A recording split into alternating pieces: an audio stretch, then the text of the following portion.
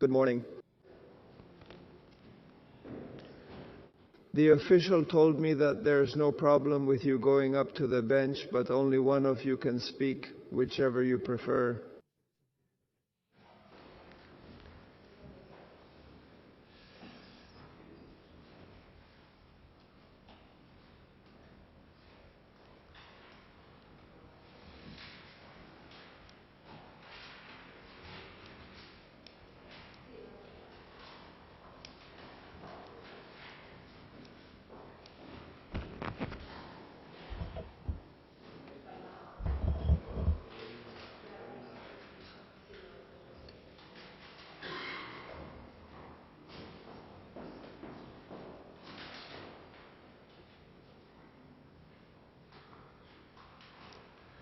Thank you.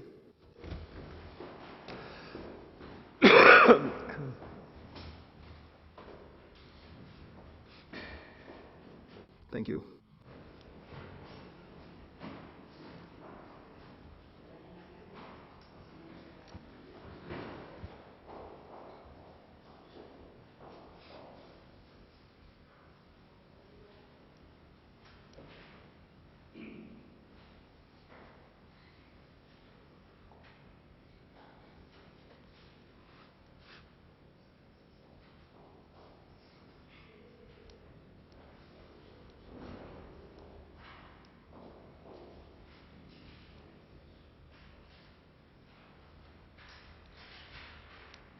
Good morning.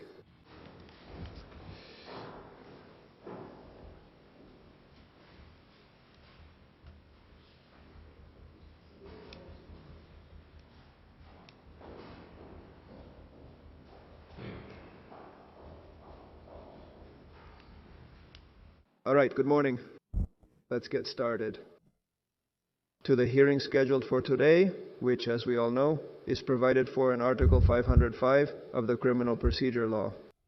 And its purpose is to determine whether to maintain or modify the pretrial measures ordered in Special Case 20.77522020 in relation to the accused, Mr. José Luis Ábalos.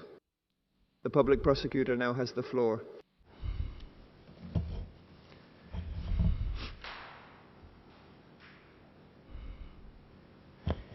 With your permission. Your Excellency, I request pretrial detention with communication allowed and without bail for Mr. José Luis Ábalos. Article 503 of the Criminal Procedure Law, as we know, establishes the requirements for ordering pretrial detention. The existence or concurrence of a crime punishable by a sentence of 2 years or more. And what about belief? The existence of sufficient grounds to believe that the person against whom this measure is requested is criminally responsible for this crime or these crimes, and that through this pretrial detention one of the following purposes is pursued, among which we must refer this morning exclusively to the rational risk of flight, to prevent a rational risk of flight. Article 503 interprets the factors or establishes the factors that must be assessed to determine that risk of flight. The seriousness of the penalty, the imminence of the trial, and the personal work and economic situation of the accused. The truth is that this reasonable risk of flight has always existed throughout the entire course of the proceedings. It stemmed from the seriousness of the crimes and the penalties that could be imposed. That is why, at the time, the Honorable Investigating Judge, also at the request of this Prosecutor's Office, agreed to certain measures. What were they?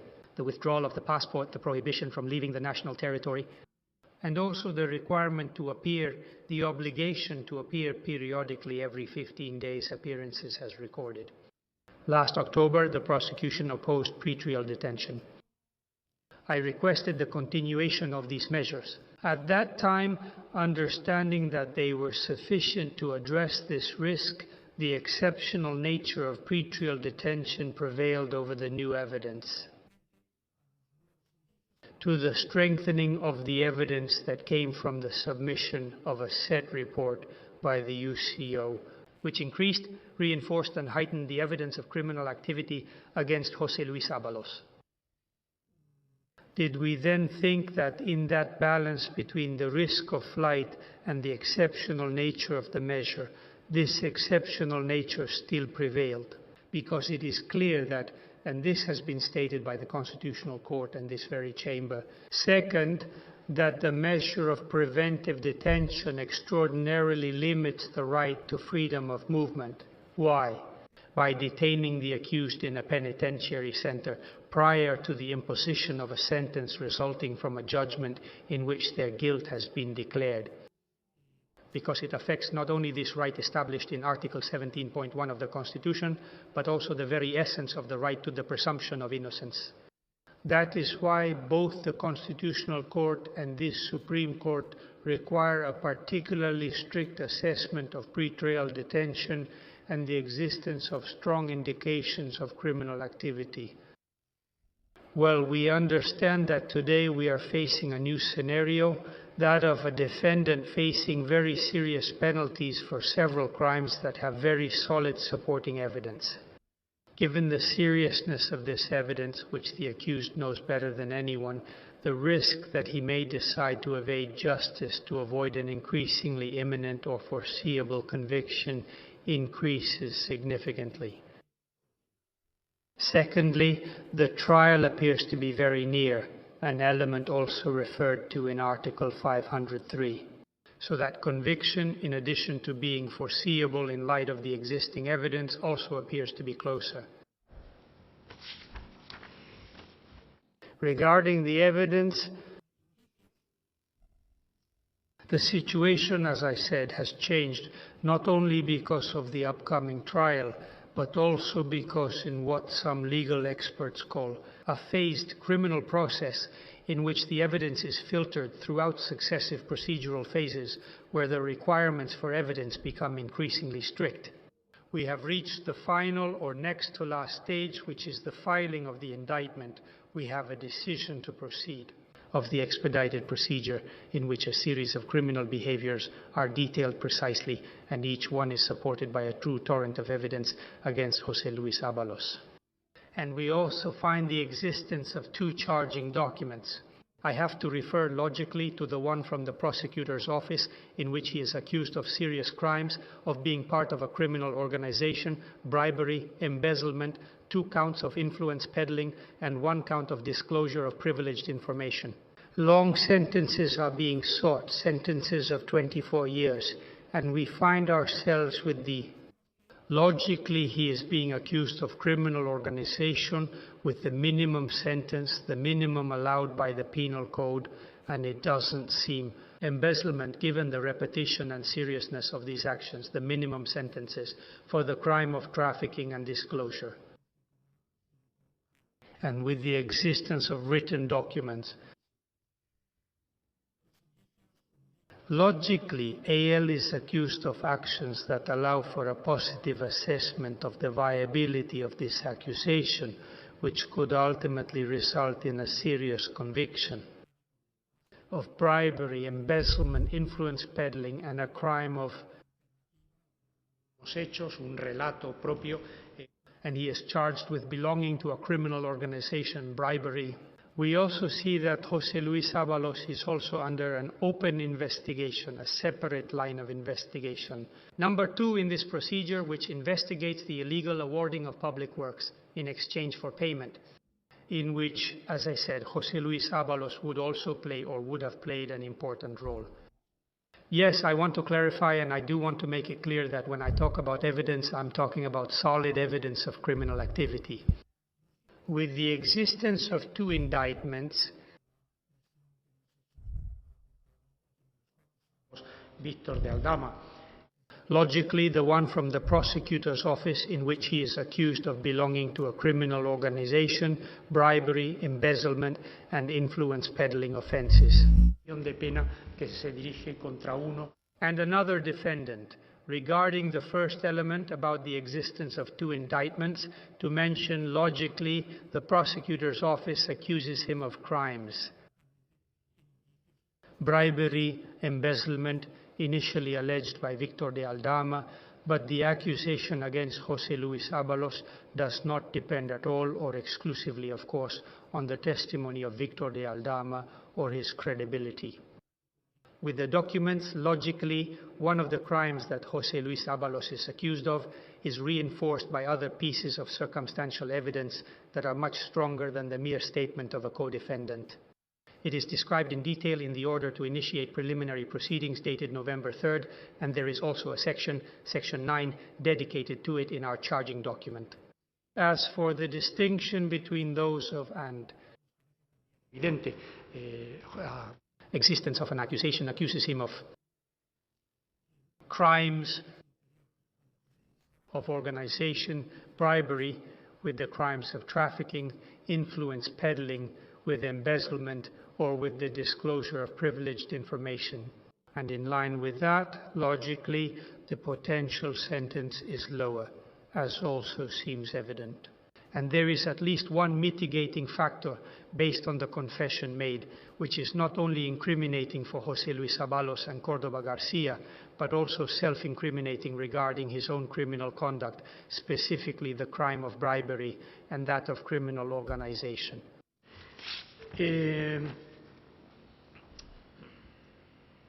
Finally, regarding his personal, work and economic situation, which is also mentioned in Article 503 to assess that risk of flight, is it true that his employment situation still ties him to Spain, to Spanish territory, since as of today he is a member of Congress with the resulting economic dependence? But we understand that the imminence of the trial, the imminence as well, or the proximity of a possible conviction, about which, as we say, a positive judgment can be made, of likelihood. Does it weaken or dilute the strength of these ties? On the other hand, there are also, although they are not especially strong, indications of possible sources of funding for José Luis Ábalos abroad, which would be managed by his son, Victor Ábalos. To finish, one last reference to his status as a member of Congress. I want to emphasize the fact that being a political representative means being part of a branch of the state.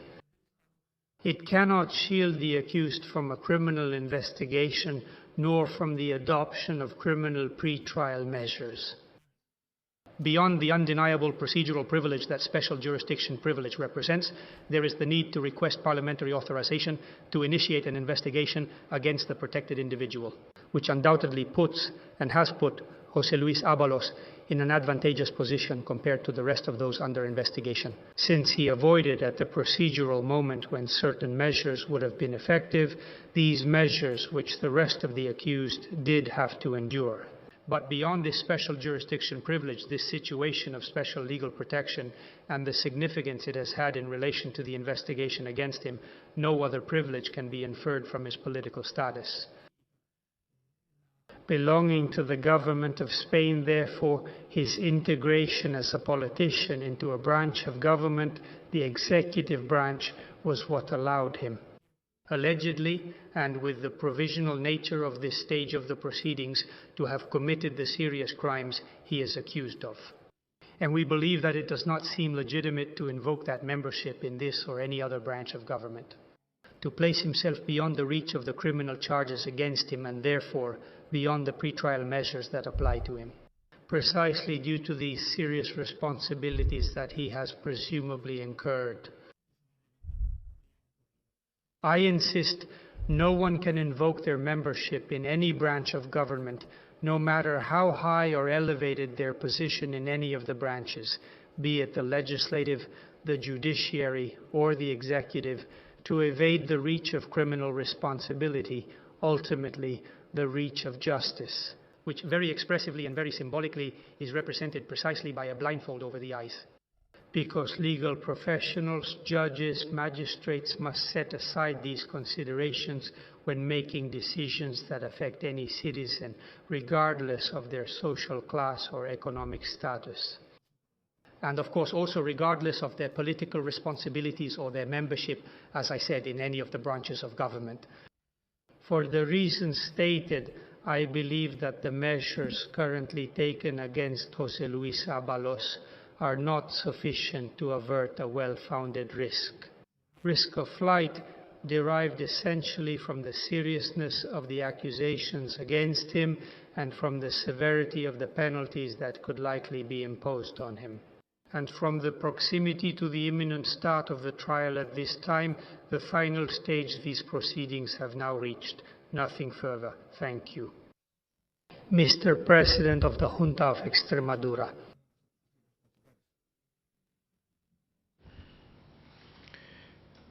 With your permission, Your Excellency, in the name of the private prosecutors, in accordance with Articles 505 and 503 of the Criminal Procedure Act, we also request pretrial detention with communication rights and without bail for the accused José Luis Ábalos. This party has requested it on other occasions by order of the court. At the time, it was understood that there was a real and increasing risk.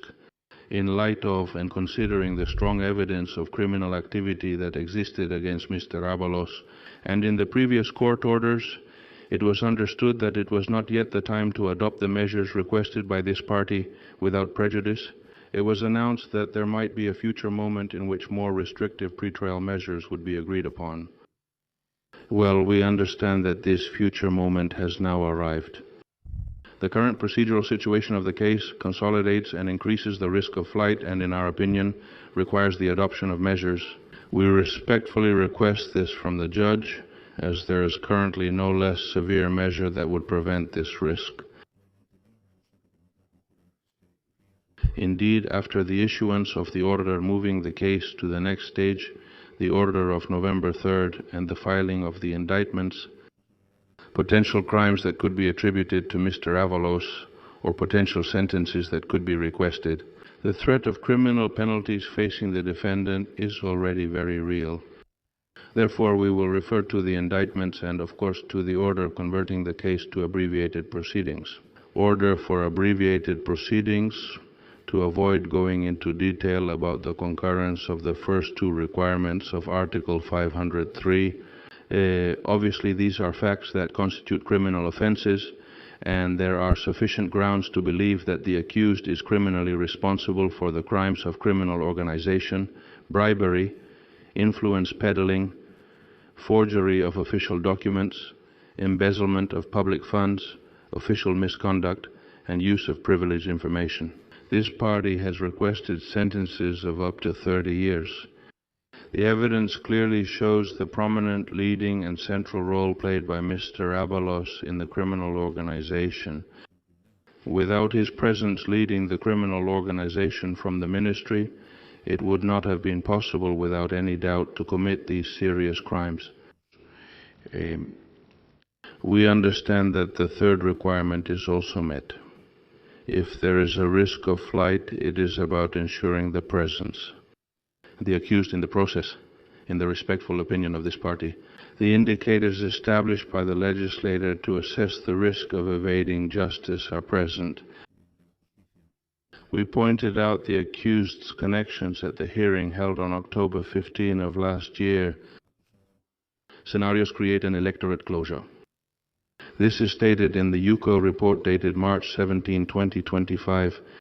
Events that occurred, 1,153, in which two properties linked to Mr. Ábalos in Peru and Colombia are mentioned, to which is added his historic connection, both personal and family, with the Fiedelzo Foundation, which, according to the records, would have had branches in Honduras, Nicaragua, Colombia, Peru, Bolivia, Chile, and Uruguay. Likewise, both in the UCO Report 96/2025 and in the more recent 157/2025 dated October 3, it is stated that Mr. Ábalos would have received recurring cash income through his son, Mr. Victor Ábalos, coming from a company in Colombia. I asked his son for the favor, and through a company in Colombia, they are giving him $1,000 a month. They are giving it to him in cash, confessed Mr. Coldo Garcia Izaguirre to Mr. Santos Terdan on October 2, 2022. All of this is reinforced by the constant trips of Mr. Victor Ábalos to Colombia, on multiple occasions accompanied by his father, including the recent trips in December 2022 and April 2023, when his role as minister had ended. Pages 121 and 122 of the UCO 1,572,025 report record up to 13 trips to Colombia. Well, the aforementioned UCO 1,572,025 report also gives a clear account of the economic and financial dimension of the multiple forms of corruption practiced by Mr. Ábalos. Has the whereabouts of the substantial loot been discovered so far? Mr. Ábalos profited through the various crimes that are allegedly attributed to him, and it has been proven that he had large amounts of money, the whereabouts of which, whether in Spain or abroad, are still yet to be determined. All these factors, which by themselves already posed a clear risk of flight, are now compounded by the fact that the trial is imminent. In accordance with the circumstance expressly provided for in Article 503.1a of the Criminal Procedure Law, for the purposes of assessing the existence of this aforementioned risk of evading justice. The investigation of this part of the special case has been completed, the indictments have been filed, and the trial is approaching. And with this, the risk is sufficiently and significantly heightened that Mr. Ábalos, facing sentences of up to 30 years requested by this party, may now evade justice. Ultimately, we respectfully believe that ensuring the presence of Mr. Ábalos at the imminent trial requires the modification today of his personal situation and the adoption of the measure of pretrial detention. And without bail, which is more in line with the current circumstances, and the only one that can effectively mitigate the flight risk, and that is what we respectfully request from the court. Thank you very much. Counsel for Mr. Ábalos, you have the floor. Sir, Your Excellency, as a preliminary matter, we wanted to submit a document regarding ties to Spain. It's an original. Sir, regarding what?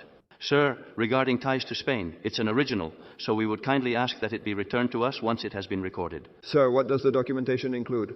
Sir, it's the divorce decree in which a visitation arrangement is recognized for a minor child, as well as in the settlement agreement. Sir, one moment, please. Your Honor.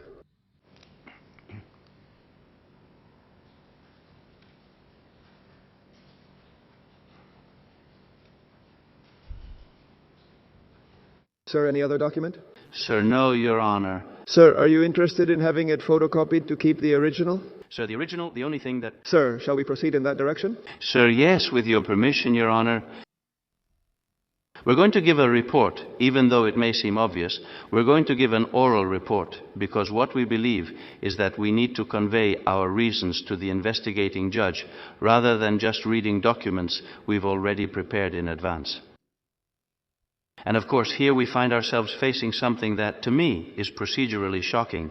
We are facing a self-fulfilling prophecy. That is, when someone points to their charging document or brandishes it furiously saying, "Did we ask for 30 years or did we ask for 24 years? And look, believe me, because look at the lengthy sentences we are seeking. Which means that, thanks to us, there is a risk of flight. That uncertainty is being created by saying there is a risk of flight because I have requested 30 years in prison. And look, we all know the constitutional doctrine. That is, there's no need to even repeat the rulings here. And it's true that precisely there is a ruling from the Constitutional Court that specifically refers to the passage of time. The passage of time, moreover, is described in an ambivalent sense. On one hand, it can consolidate the evidence. On the other hand, it can fade away. We know it, everyone knows it. But, on the other hand, both in this one and in the other one that refers to the beginning of the investigation, notice it says the ruling on the beginning of the investigation is number 128 of 95. It's the only moment when personal circumstances may still be unknown. But in all other cases, it is necessary to take personal circumstances into account. And at the risk of being unsystematic, we have to make a point regarding what we've heard here this morning. No alternative version has been offered. Error. It's in our appeal brief against the order for abbreviated proceedings, where we were very careful in point 10 to establish an alternative version. And that alternative version is precisely, it's not even ours, but we wanted to use it because it clearly shows what the criteria of this honorable court was until very recently. It was a statement of facts from an order of inadmissibility of a complaint by the Honorable Magistrate Saavedra, and there is the alternative account. And regarding the appearance of a valid legal claim, regardless of what we just said about the self-fulfilling prophecy, we have to say that here, basically, there are two things. One, the police report that refers to the financial situation. Your Excellency, the problem is that this police report seems to have been made in different parts. Because on one hand, it says that there is nothing remarkable about the financial situation, because practically, income and expenses are balanced. And on the other hand, in the second part of the report, that's when it says there may be sources of funding, we can't find the money. And furthermore, it couldn't take into account what was submitted in this court either. The Spanish Socialist Workers' Party, in a document that either preceded or was practically simultaneous with the statements of two people who were employed by the Spanish Socialist Workers' Party, which was Annex 1, where, in an Excel sheet, reference was made to all the payments that could have been made from 2017 to 2024. And there, for example, what the Civil Guards report could not take into account are the 127,000 euros that, in expenses, organization secretary, who, according to what was said, was collected in person by Mr. Kodo, the other co-defendant, and that this completely threw off the conclusions that the UO report could have reached. And then, second, and most importantly, the statements of the cooperating co-defendant, the co-defendant, Mr. Aldama, the accused, Mr. Aldama. Notice, Your Excellency, it is the traditional doctrine of this court that regards it as inherently suspect evidence. But also, not only because of the desire to obtain a benefit from an agreement whose terms we do not know, but also that eagerness to, let's say, collaborate excessively and without anyone asking for it leads to substantial lies. For example, the one regarding the purchase of a ground floor property in Valencia, in which it is presented to this honorable court, which even noticed and said, no, we have it as an attachment and that's it. And it was an email dated April 3rd saying that Mr. Aldama had participated in a contract whose deposit had been signed on March 20th. And in which he had not actually participated. That is the level of the co-defendant. That is the level of evidence. Payments are mentioned. Look, Your Excellency, but where are the payments?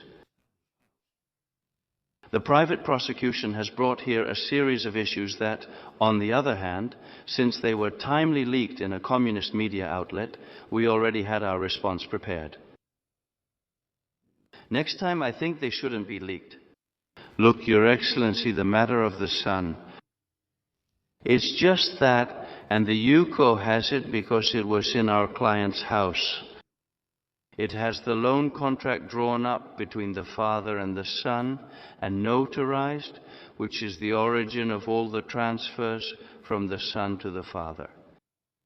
But also, our client hasn't been part of the famous foundation for many years. And then the trips. The thing is, here things are copied and read uncritically, which is the worst thing you can do in a courtroom, especially in the Supreme Court of Spain.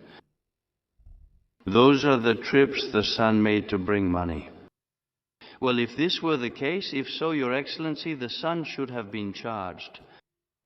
And with good judgment, Your Excellency, you have not done so. Which means everything falls apart from the outset unless we want the investigation, the evidence, and the conviction to depend on a single police unit. And we all just copy what they say, paste it, and turn it into a statement of charges. Which is what it seems. But also, along with the seriousness of the crimes, the penalties, look, to such an extent that it's not coherent at all, Your Excellency, that argument. And I already know perfectly well, because we've been doing this for quite a few years, that I can't say. It's just that in another case, something else happened. But in another case, from this same prosecutor's office handling this case with infinitely more serious penalties, and which is currently taking place in Spain's national court with infinitely more serious penalties, everyone is free. And only one of them was in prison for a short time. Has any of them fled? No one has fled. Because, and look, we have also drafted statements of charges. And it has never occurred to us, except in terrorism cases, to request a 505 hearing simply because our requests were well-founded. By the way, we always made very substantial requests. But that's not a justification. It's not a justification when it's forgotten because it's barely touched upon. It's curious, and that's what the Constitutional Court says. Don't forget the personal circumstances. We didn't have to refer to proof of my client's employment because it's a well-known fact that doesn't require proof. But yes, regarding something that for a person, especially, I don't know everyone's situation, but all of us who have children are not willing to leave the country, forgetting about them, especially if they're minor children with whom we have a visitation arrangement. That for someone who has lived their whole life in Spain and has never left, except on rare occasions to another country, it weighs heavily, very heavily. The place of residence is public and well known, and they have nowhere else to go.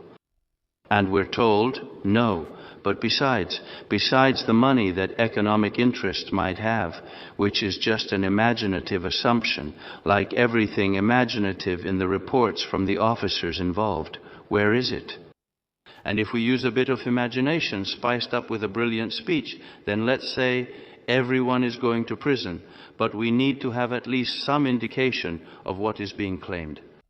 There's no information at all about that money. And he says it's just that he has a house. Thanks for mentioning the house issue early. A house in Peru and Colombia? What a coincidence, Your Excellency. We know about this. Countries with which the Kingdom of Spain has an extradition treaty and which are extraditing Spaniards who might seek refuge there without any problem. We specialize in that and we know it perfectly well. That's not a place to go, no matter if you have a house there. And look, the world has become very small for people who want to escape. Very small. I'm going to give an example that might seem anecdotal, but it's not. Do you remember? Do you remember, Your Excellency, Don Luis Roldan? May he rest in peace. He went to Laos, a country that doesn't even have an extradition treaty with the Kingdom of Spain. Well, based on the principle of reciprocity set out in Article 13 of the Constitution, he was extradited to the Kingdom of Spain. Where is this gentleman going to go? To which country? It's not even like what you see in the movies, like, I'm going to Brazil because there's no extradition treaty, or I'm going to Aruba. No, there's the principle of reciprocity, a commitment that if the other country makes a request, we're going to honor it. He has nowhere to go outside Spain.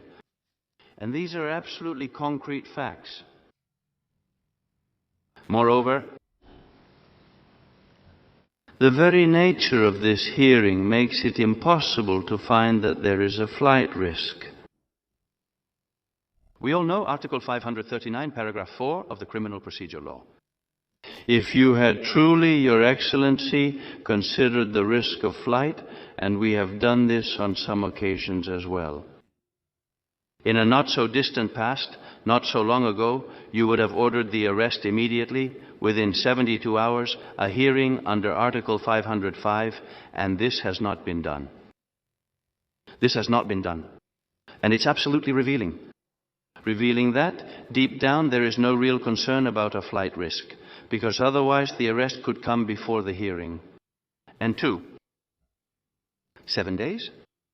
Really? 7 days? Calendar days? And in those 7 days, couldn't my client have fled? Of course he could. If he had wanted to, and he hasn't. Where is the risk of flight? Unless we're dealing with a self-fulfilling prophecy. We're going to throw the entire penal code at him in an indictment. We're going to throw all the penalties at him in an indictment, and then we're going to say there's a high risk of flight. Well, Despite that, he has appeared. Despite that, he has appeared. There is also something that has been brought up in passing, but in a rather mistaken way. I'm not arguing that we are all equal before the law, except for those who enjoy the privilege of inviolability. That's not up for debate. It's obvious. Your Honor, it's one of the essential foundations of the rule of law. But when reference is made to his membership in the Chamber of Deputies, what has not been taken into account and is required for a constitutional assessment, which the Constitutional Court demands regarding provisional detention, is a fact that none of the prosecuting parties has mentioned. The violation of Article 23 of the Constitution, because the right to representation of the citizens is infringed, trampled, and crushed. My client is not simply a member of Parliament. He embodies the popular will of the thousands of citizens who have voted for him. And since a situation of pretrial detention means the suspension of his duties without any possibility of replacement unless he resigns, there are thousands of citizens who are left without representation. And that is the constitutional dimension I would have liked to hear from the prosecution. Because that's the only thing that can legitimize a deputy's pretrial detention. And if not, we will have to appeal to the Constitutional Court to tell us what to do with that right to indirect representation of the citizens, which is currently left unprotected. Therefore, the evidence, and it's not because to say our evidence is good, and I could say that, but the thing is, we have pointed out each and every one of the counter-evidence that exists.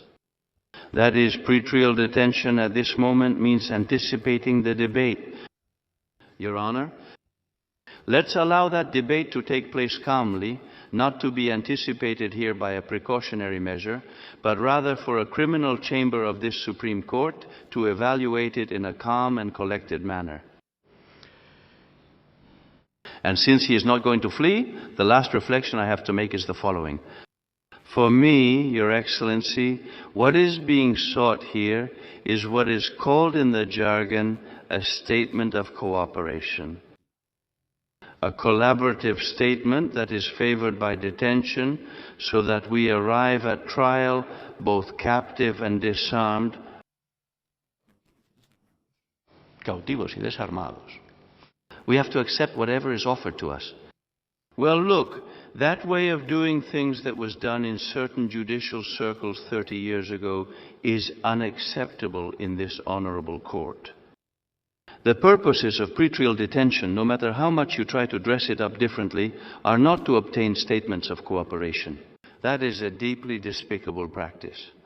Therefore, we oppose the provisional detention requested by the prosecution. Your Honor, nothing further. Thank you very much. Ms. Balosmeco, do you want to add anything else besides what your attorney has already stated? Well, if you give me the opportunity, Your Honor. Your Honor, because it's not true that I haven't made a statement or presented an alternative argument or provided evidence from the beginning. Your Honor must know that I have submitted a lot of documentation, sometimes even anticipating some of the insinuations. I'm sorry that this hasn't been considered by the prosecution in this case, because it even goes so far as to say that I own a property in Colombia. When the investigative unit itself and you, Your Excellency, acknowledged that mistake made by the investigators. I'm sorry that this mistake comes up again, because honestly, all the effort I've made to create a narrative that could contradict all of this has been in vain, which puts me in a situation where I'm being judged in advance with an anticipated punishment when the information hasn't even been cross-checked yet. At this point, they have all the information about me, and after such a long process, they know everything. They know how I live, what I earn, how I spend, absolutely everything. Everything about my life is known. If I had wanted to run away, I have had plenty of opportunities to do so. But, Your Honor, You know I haven't requested a permit to leave Spain, nor to enjoy a vacation with my children, which I have denied them. Exactly, so I wouldn't need to ask for permission. I'm at the Congress of Deputies every week, clearly identifiable. And when I'm not practically living under house arrest at home, where I don't go out because I'm under media scrutiny day and night, with a surveillance operation that seems almost police-like, I have nowhere to go. I don't have a second home, not even in Spain. How would I have one abroad? And the solutions are my son's support, but my son doesn't even have a job. How is he going to provide me with anything? In the end, I'm the only one left to support even children who had already moved out. And unfortunately, because of this situation, I have to take care of them again. And the youngest son, whom I've also supported, I have to pay him child support. I have to fulfill my obligations, not only visit him, but also take care of him. But above all, I have shown that I am here. After this week in which I was clearly told that I was going to prison, I had the chance to leave, but I am here. But I'll tell you, beyond the ties I have here, I have nowhere to go anywhere in the world, no matter how hard they try. I haven't made recurring trips, and the evidence and data are there to prove it. But I still maintain my innocence. I know it's not believable. But that eagerness to prove it is exactly what makes me stay in my country. I've never left it, except occasionally for work. And I've always come back. And that drive is what makes me be here defending myself. I can't defend myself from outside. That has always been my purpose. So if someone wants to make an example of me, some kind of punishment in advance, before all that evidence is actually considered and turned into proof and I receive a fair sentence, if that's the purpose, I can understand it. But as a human being, I don't understand it. I've had plenty of time for that.